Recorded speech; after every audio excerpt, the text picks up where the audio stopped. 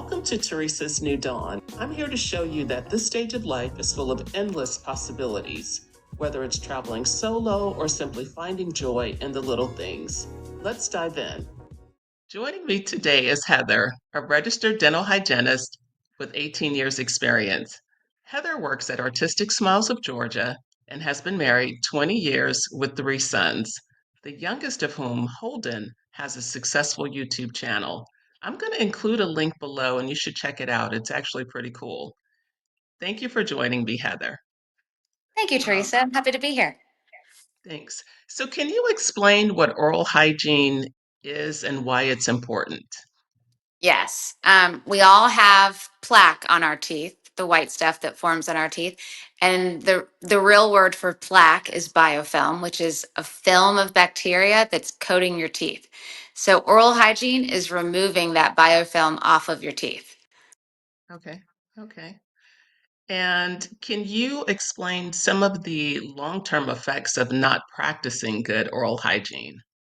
Yes. If you leave the bacteria on your teeth, it's going to damage your enamel, which will cause you to get cavities. It's going to infect your gum tissue, which makes it inflamed and bleedy. Then it also lingers underneath your gum tissue. It gets down in the bone that supports your teeth and causes you to lose that bone. So it's destructive if it's left there. Okay, thank you. Thank you.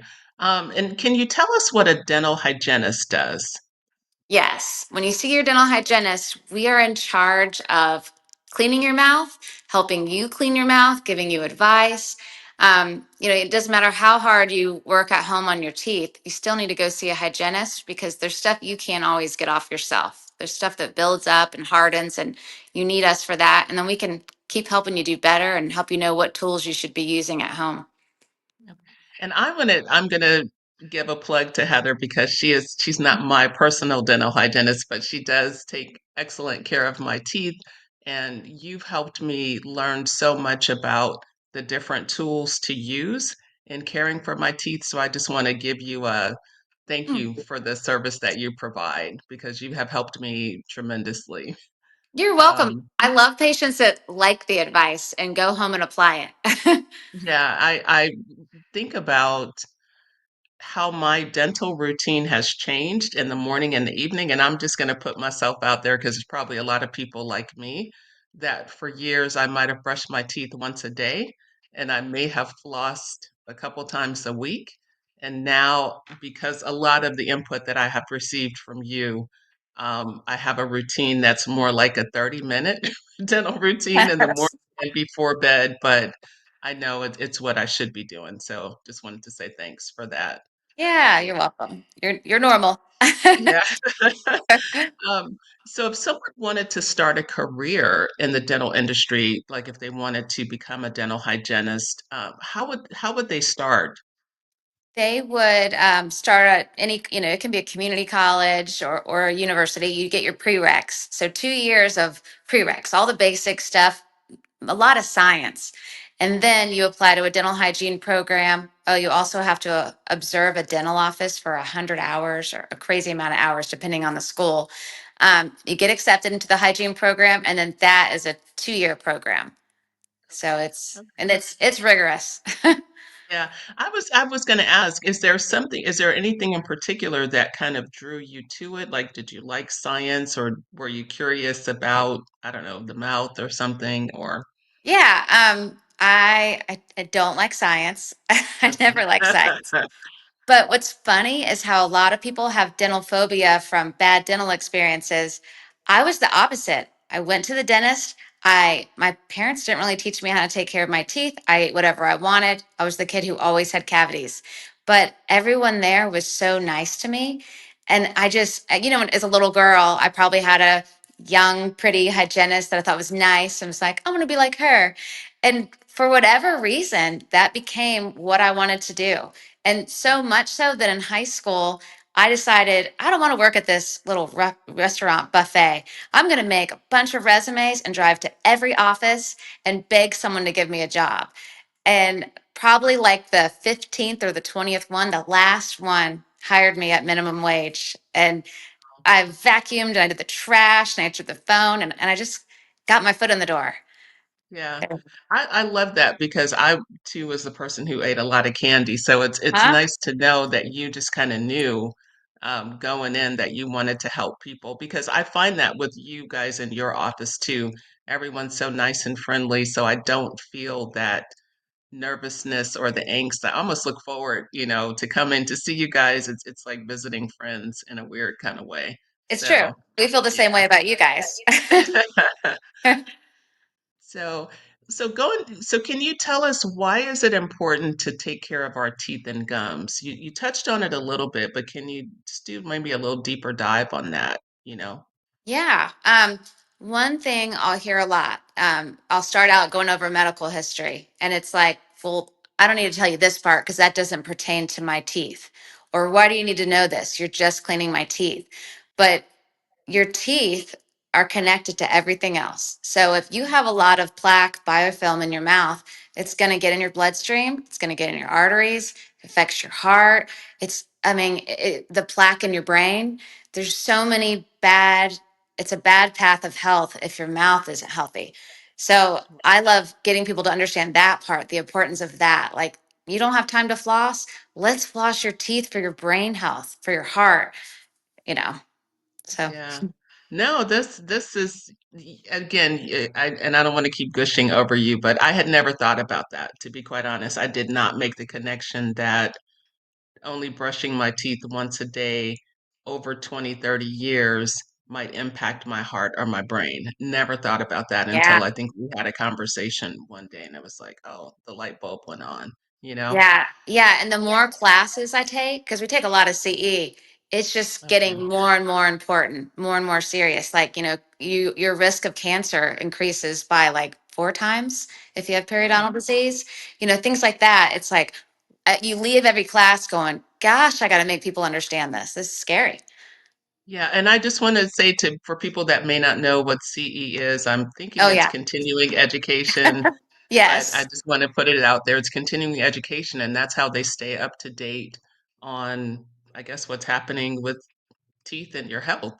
yeah. A So, lot, a lot changes. So yeah, if we didn't have it, I wouldn't even be good at my job. I don't think. Just you need that. okay. So can you talk about the importance of brushing and flossing? How often should I floss and brush, and is there a particular order that I should do that? I'm glad you asked that about the order. Um, well, there's a lot of theories on you should floss first because you're loosening up the stuff in between, and then the bristles can get in there. That probably is the best way.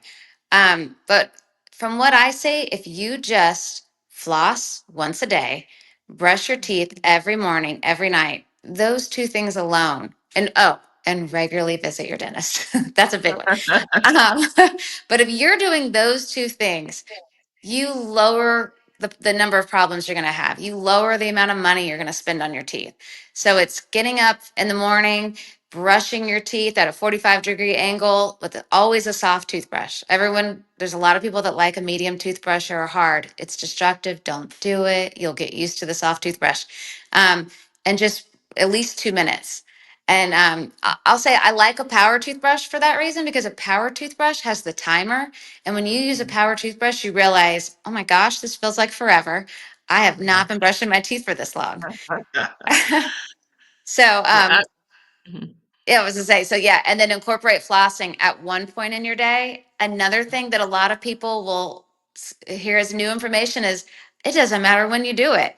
If you are just like, I'm too tired to floss in the morning, I'm too tired to floss at night, it doesn't matter. Get it in there, get it done. It really does make the difference. Okay, and I wanted to ask something, elaborate, because you mentioned the medium or hard toothbrushes. I used to use a hard toothbrush years ago, Yeah. not recently. You mentioned that being destructive, and what do you mean by that? Can you kind of touch on Yeah. that a little bit? It wears away your gum tissue. Your gum tissue is soft, it doesn't grow back. So if you're hitting that gum line with something that's really hard and abrasive, your gum will start to recede and start to go up. It'll damage the gum tissue because it's soft. So yeah, and it doesn't come back. So we'll see a lot of that. And then you're just like, I feel like my teeth aren't clean unless I use this one. But you've got to protect what's there also while cleaning it. Okay. Yeah, and I guess that's a good point. I guess because the gum tissue doesn't grow back once it recedes, does that lead, I don't know, does something happen or does that lead to something else? Yeah, it exposes the root surface. Me personally, I used to use I don't know if it was a medium or hard. I was a kid, but I also used to brush my teeth like I was scrubbing a countertop. And so I've got a lot of gum recession too. In addition to the way your teeth come together causes gum recession, your clenching and grinding causes gum recession. So you add all that together and it's real damaging and there's nothing you can do to get it back. And what it leaves behind is just exposed root surface that's soft. It's not protected by enamel. So, Oh. you get a cavity on a root surface, it needs to get caught quick and fixed quick, or it can be something big real quick.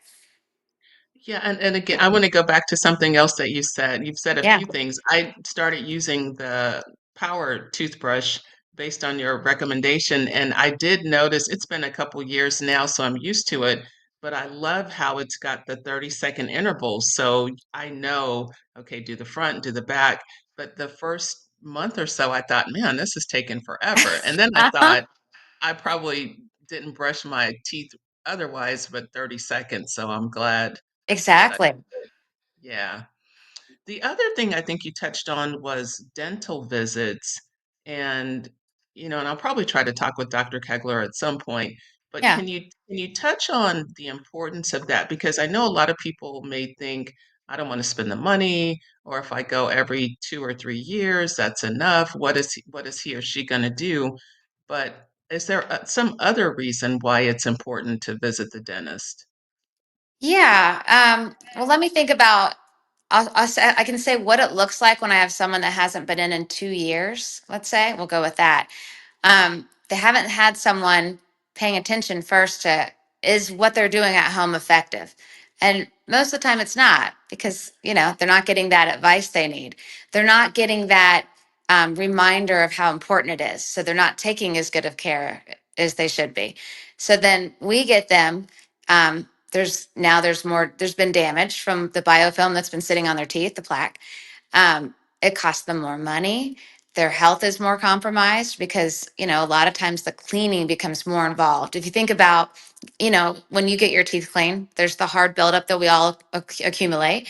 If that doesn't get removed, it grows down under the gums, and then that's attached to your root surface. Your gum tissue's swollen. Now it's causing damage. Now it's getting in the bloodstream. We're going through all that. The Yeah. whole process starts again. So coming in at least every 6 months. This is a little fun fact. 6 months was created by toothpaste commercials, decades ago because they had to say something. Um, but it worked. But once you come into the dentist, some of us are 3 months, some of us are 4 months. It's very specific to your mouth. Mhm. Um, yeah. I'm like, was there more to this question? Sorry. No, no, that was good, and it's a good segue because I know I was gonna ask, I know that I come in because of my mouth and some of the Uh-huh. challenges of it, I do come in quarterly, every 3 months, Yeah. to have a cleaning, and do you find that, and I know you just said it's based on each individual, but on average, is that when people should come in for a cleaning? I'd say average if people have not had periodontal disease and are taking good care of their teeth and they just naturally don't accumulate a lot of buildup, 6 months is great. Okay. Let's say there's someone that takes pretty good care of their teeth, comes in every 6 months, and they still just have a lot of buildup, Mhm. or some enough buildup that why are you still getting inflammation? You're doing everything right. Let's shorten a recall. Let me catch you at 4 months before it got this built up in that extra 2 months. Another way I've said it before is because some people are like, oh, my insurance doesn't cover it. I don't want to come at 4 months. And I'll say, well, think about like if you're going to hire someone to clean your house. They want to come clean your house at a certain frequency because they get a routine down. It's less work on them. If I only see you every 6 months, I've got to work this hard to kind of get you back to your baseline. I can't take Mhm. as good a care of you as I could if I catch you a little quicker and help you get stable. So that's kind of my explanation for that. And does what you eat or sugary drinks, the type of food, sugar intake, I guess that's what comes to mind to me. Does that kind of play a role in the amount of, I want to say plaque or tartar or yuckiness that gets on our teeth? It, our the plaque apparently is related to, we get a lot of like calcium, just some of us build up more, a lot of carbs can contribute to a lot of plaque. Sugar, so what sugar does is feed the bacteria. So it feeds the biofilm. A kind of funny way we say it to kids, the plaque eats the sugar, literally poops out an acid, damages our enamel. So that's actually what's happening. And enough sugar exposure to your teeth, that's what damages everything. Sugar doesn't affect gum disease. It's just Okay. damaging to your teeth. So like the cavities, like if someone, like I had a lot of cavities as a kid, Yeah, and I probably ate a lot of sugar, a lot of candy. same.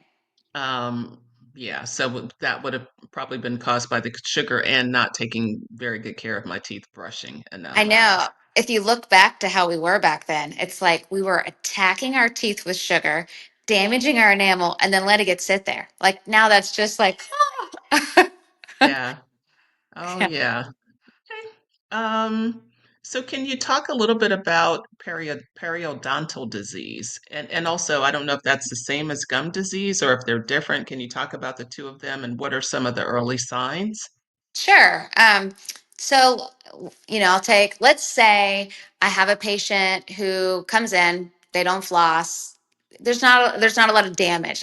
My first sign of gum disease is bleeding. So, as soon as you see bleeding, there's infection, and we know that. Okay.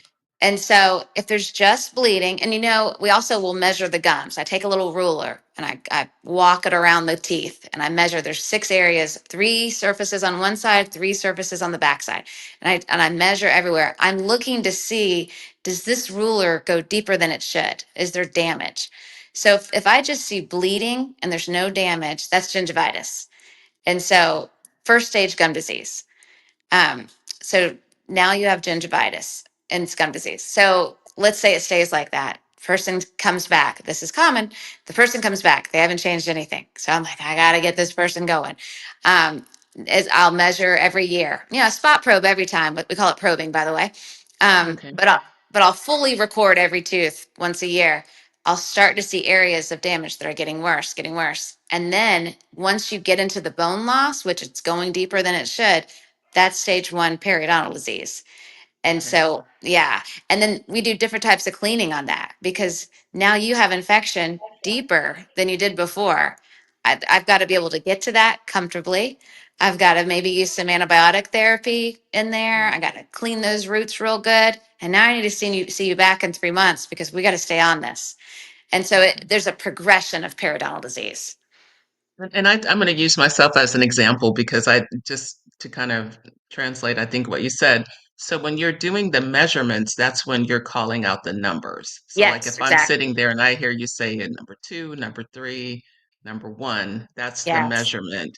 And then if you yes. say, okay, you might need a deep cleaning, that means Mhm. there's some damage. And then if you have to do some type of antibiotic, that means there's more damage. Not damage, but more infection, I guess. Infection. And what the antibiotic does, because I'm going in there and I'm manually getting out the bacteria. I like to describe it to patients as like, think of it when you see it like an ant bed in a yard. It's like this big pile and you kick it and the ants just run everywhere. Now they want to start rebuilding all over again. That's kind of the Okay. visual of what I'm doing under your gums. I'm manually just kicking that ant bed, just breaking it all up. But there's no way I got every single ant. So then I like Wow. to put some doxycycline, topical, put it everywhere under your gums just to get anything that's left. Wow. This is great. I mean, I'm loving this conversation, so thank you. Me too. Because I think again, we're touching on things that people don't think about. What is the long-term effect of that? Um, so I know we've talked about, brushing and flossing. Is there another best way in regular dental visits? Is there another best way to care for your teeth that you would add in? Yeah, all the other things are more specific to the person. Like, Okay. let's say you have braces. You should be doing the brushing and the flossing, but you should also probably use a water pick because then that's a stream of water that you can regulate the pressure and you kind of go around and spray underneath the areas that are hard to get to. Or what if you have an implant? There's little things called proxa brushes that come in different sizes. Those are good to kind of get in there around areas that are hard to clean with your string. One thing I'll say to people is, what else do we clean with a string? Like, I can't think of anything. So, Mhm. string, sometimes you need more than a string. so, so you've got, the proxy brushes. There's little tools called soft picks. They're like a rubber glorified toothpick. I mean, there's people that are just hard to get to floss. I'm like, all right, maybe you're a toothpick person. Let's try Okay. this. So Okay. yeah, all those other things we call like an adjunct. But the basic things, the floss and the brushing, it's like you can't do it without that. There's no loophole around that. Okay. Okay. And one thing, as you were mentioning the other tools, I thought of was a the tongue scraper. Do you Oh, have any thank you. thoughts on that? Thank you. Is it worth? Yes. Yeah. Go ahead, Yeah, please.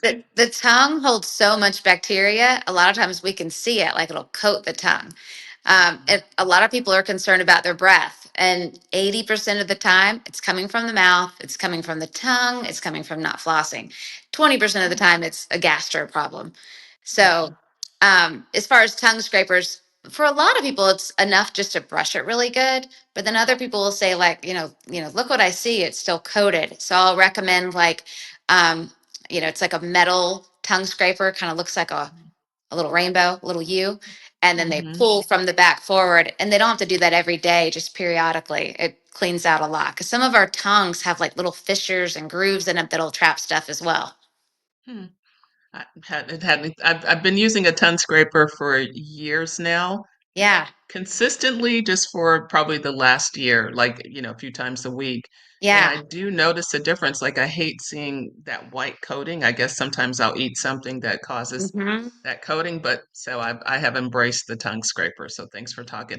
And I Yeah. think, let's mouthwash. Any thoughts on I know we've had conversations on mouthwash and I've changed to what I use, but can you give just a little bit of information on the purpose of mouthwash and things like that? Yeah. The mouthwash is really just helping lower the bacteria and freshen your breath. There, some of them will come out and say, like Listerine a while back was like, we're equivalent to flossing. No, you're not. Because clinically, I see what works and what doesn't work. And the people that I'll say, okay, you have to floss every single day until I see you again. I'm really worried you're going to lose your teeth. They'll come back and say, I didn't floss, but I used Listerine every day. It's like, it's not going to do it. so, because really, also to make mouthwash effective, you've got to use it for a full minute every morning, every night. And if a lot of people say they don't have time to floss, like, are you doing that too?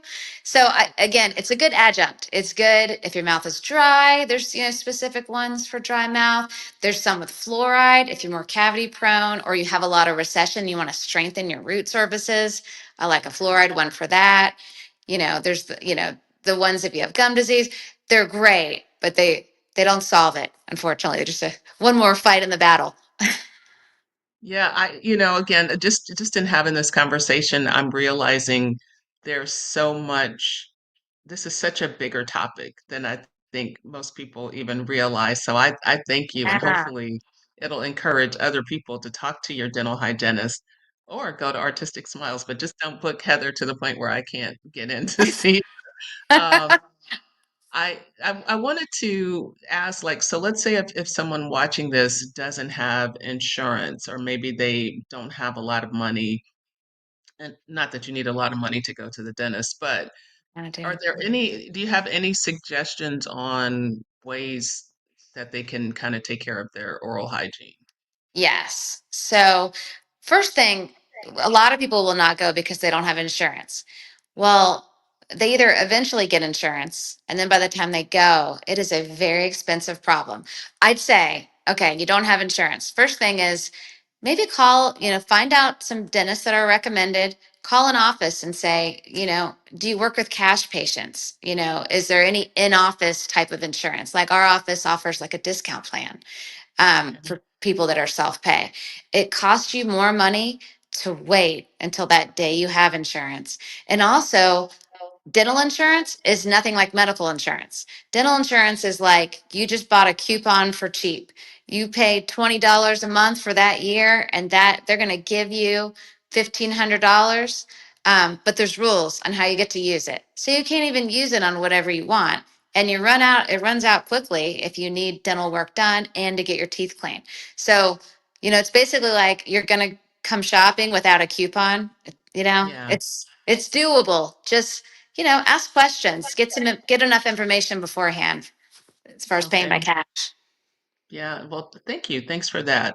Yeah. Um, let's see. I think I have covered most everything that I wanted to ask. I wanted to ask you, is there something that I didn't ask that maybe came to mind while we were having the conversation that you want to share with anyone who's watching this? Um, Anything else I want people to know maybe that I feel like we covered it all. I'm trying to give any other. No, I mean, if and it's okay if we did cover it all because I do think that we've covered a lot. So it's a lot for people to think of, opportunities for them to make changes, Here's that will. here's a thought. I don't know if this is relevant, but once you really trust your dental office, okay, the thing I like most about my job is establishing the trust because in healthcare, it's sketchy. It's like, Yeah. what am I trying to sell you? What am I trying to get a kickback on? I don't like that, and I'd be horrified if anyone ever viewed me that way. I mean, there's nothing I would get a kickback on. But I really like establishing the trust that when I tell you you need something, my goal is to save you money in the long run. Like let's fix it while it's small and to Yeah. keep you as healthy as possible. So I would encourage people really find a dentist and a hygienist that you really trust, that they have your best interest, and really take their advice. Yes, it may cost you more money to come in for that third or fourth cleaning, but you're paying for that out of pocket. It's maybe $100, 120 maybe. I don't know.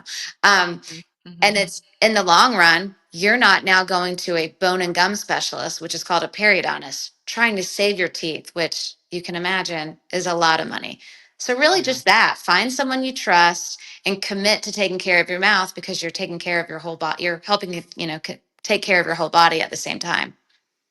Yeah, I think that that is great advice, and I agree 100%. I mean, I totally trust you, and I trust Dr. Kegler, and anytime you suggest something to me, I listen, and I typically go out and get whatever you've suggested. So trust is very important. Yeah, and So one more thing. When you get bad news on your mouth, I'm literally like, oh, I hate this for her. Like, I feel terrible with you, yeah, because yeah. we're working hard together. Why is this happening to us? Yes, I know. I feel that way too, but I Yeah. appreciate it. So Yeah. all right. Well, I would say if we don't have anything else, I'm going to go on and end the conversation. But thank you so Okay. much to Heather for joining me today. And I hope anyone watching this video has learned something and actually takes the wisdom and information that she's provided and use it to just help keep your mouth healthy and keep your body healthy too.